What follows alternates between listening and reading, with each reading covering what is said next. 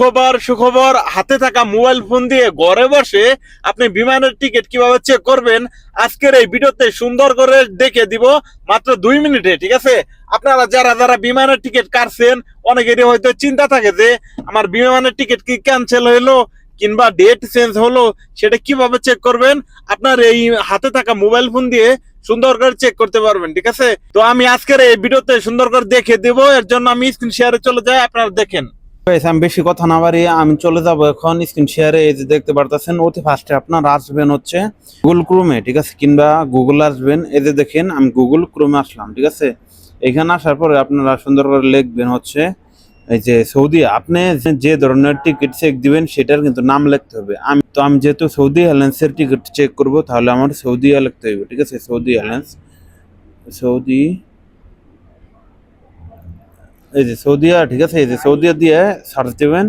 এই যে দেখেন এরকম কিন্তু একটি লিঙ্ক আসবে, এখানে ক্লিক করবেন। এটা কিন্তু সৌদি এয়ারলাইন্সের একদম অফিসিয়াল অ্যাপস, ঠিক আছে। তো এখানে আসার পরে আপনারা অনেকেই হয়তো এই যে চেকিং লেখা আছে এখানে ক্লিক করবেন না, এখানে না।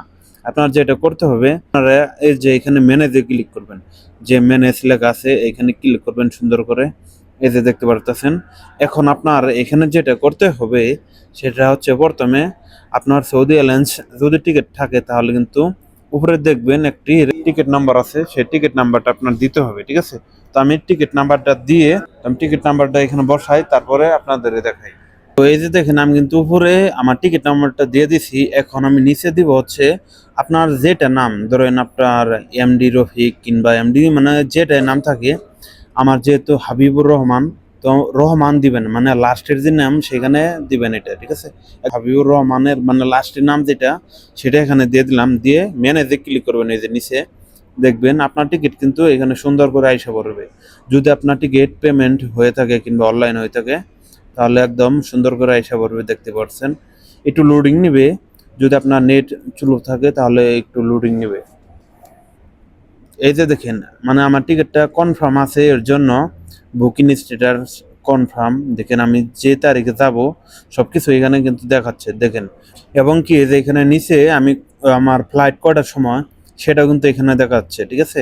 কিংবা মানে একটাই ফ্লাইট হলে বাংলাদেশের টাইমে সকাল 9:42 নামবে। দেখেন আমি যদি এখানে টিকিটের উপরে ক্লিক করি তাহলে কিন্তু সবকিছু দেখতে পারবো।